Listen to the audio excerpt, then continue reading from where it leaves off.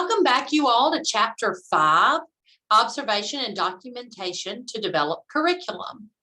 So in this particular episode, we're going to be learning all about how to plan effective and meaningful curriculum. In early care and education, we value how children process information. We recognize how important their feelings are, and we place great significance on how children learn to socialize with others. As intentional teachers, our primary goal is to incorporate curriculum that supports the whole child in all domains of development, including social, emotional, physical, and intellectual.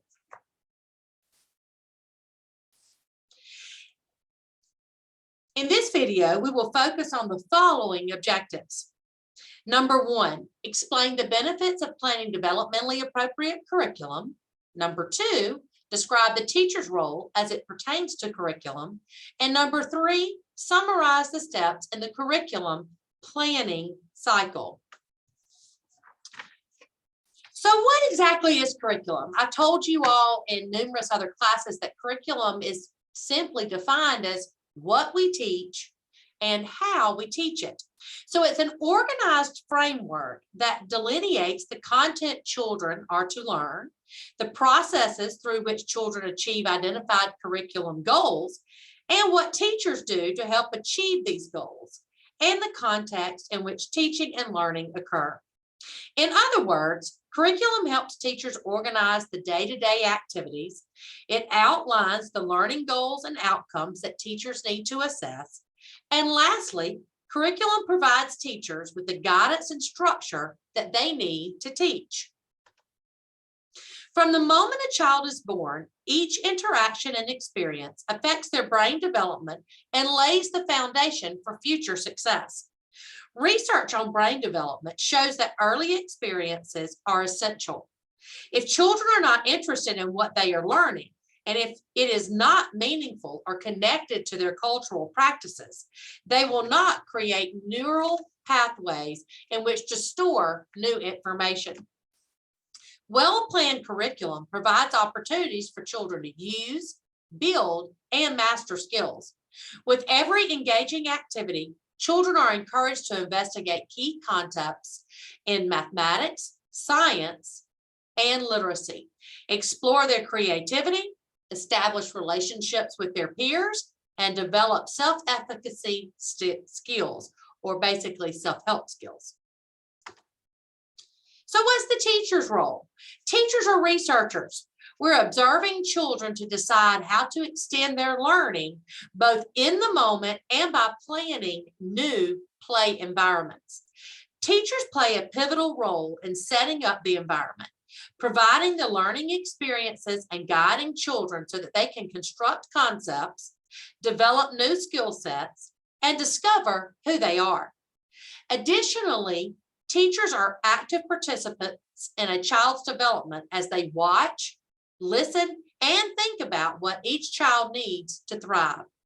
As teachers monitor numerous situations that throughout the day, they must consider when to step in and engage the children, and when to step aside and allow students to scaffold one another. At the center of it all, teachers who really know their children are better equipped to find the right balance of how to engage, motivate, and challenge learners. Children reveal who they are and how they think through their actions and behaviors.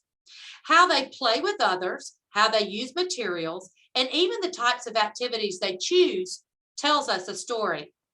Each child has their own story to tell, and it is up to us as intentional teachers to gather essential evidence and artifacts that can be used to inform our decisions on how to best support each child's learning, growth, and development.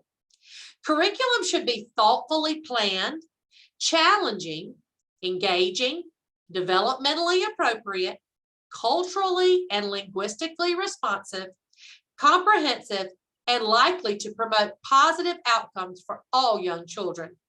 To guide our decision-making and to effectively implement meaningful curriculum, we must utilize the curriculum planning process. So, step number 1 is observation. Looking and listening. To develop effective curriculum, quality observers and quality observations must be conducted. Whether spontaneous or planned, formal or informal, in-depth observations provide teachers with an advantage point. When teachers take detailed notes and record objective facts, they recognize each child's individual pace, temperament, capabilities, interests, and needs. It is with this vital data that they can ultimately meet children where they are developmentally and map out where they need to go by intentionally setting reasonable expectations and goals. Step number 2 is documentation, or recording evidence and gathering artifacts. Documentation provides the vital evidence and visual artifacts that teachers need to accurately track each child's learning, growth, and development in order to plan developmentally appropriate curriculum. Documentation helps teachers hold into memory the significant moments of play, exploration, and learning. To gather data, teachers can opt to use several tools and techniques. Whether a teacher uses an anecdotal record, frequency count, or checklist to gather documentation, the goal is to have an extensive collection of factual evidence along with work samples that highlight each child's actions and behaviors, verbal and nonverbal communication skills, social interactions, and intellectual abilities. Step number 3, interpretation, or analyzing your observational data. Before a teacher can reflect and plan developmentally responsive and developmentally appropriate curriculum, they must first interpret and analyze the documentation they have gathered. Once you have collected your data, only then will you begin to analyze. What does all of this even mean? As you review your documentation, you begin to think about each child's individual actions, mannerisms, and behaviors, as well as ponder over peer interactions and group dynamics. Whether you analyze your data on your own or collectively with a co-teacher, it is the careful interpretation of observations and documentation that generates ideas for the next step in planning curriculum. Step 4, reflection. Planning for the next step. It is during the reflective process that interpreting the meaning of children's behaviors and interactions becomes important. These interpretations give us insight into each child's story. Each child's story informs our responsive practice.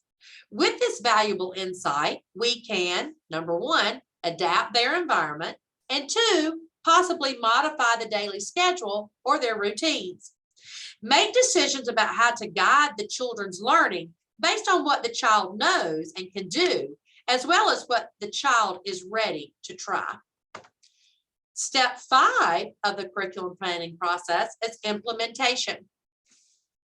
Once a plan has been formally written, teachers will implement it accordingly. While implementing the plan, teachers watch and listen to determine if the curriculum was effective. They will watch how children respond to the activities, materials, and resources, and how they interact with their peers and the environment, and also how they process the new information. In essence, teachers are looking for the light bulb to go off. It is during the implementation step that the curriculum planning cycle begins again. Curriculum planning requires a considerable amount of time. Teachers need time to observe and collect documentation. They need time to interpret their data, and they need time to reflect on how to use that data to plan effective strategies that will foster a child's learning. So now let's review what we've learned.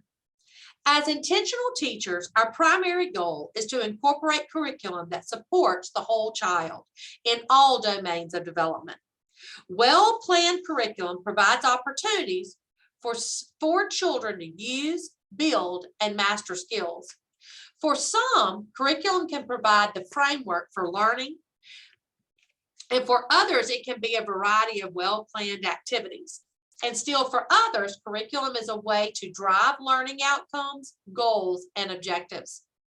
Teachers play a pivotal role in setting up the environment, providing the learning experiences, and guiding children so that they can construct concepts, develop new skill sets, and discover who they are.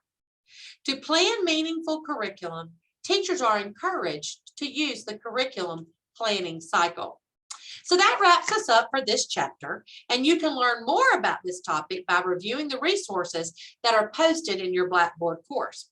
And as always, if you have any questions, you can always reach out to me, and I will be happy to answer them. So that wraps us up for chapter 5, and I'll see you next time.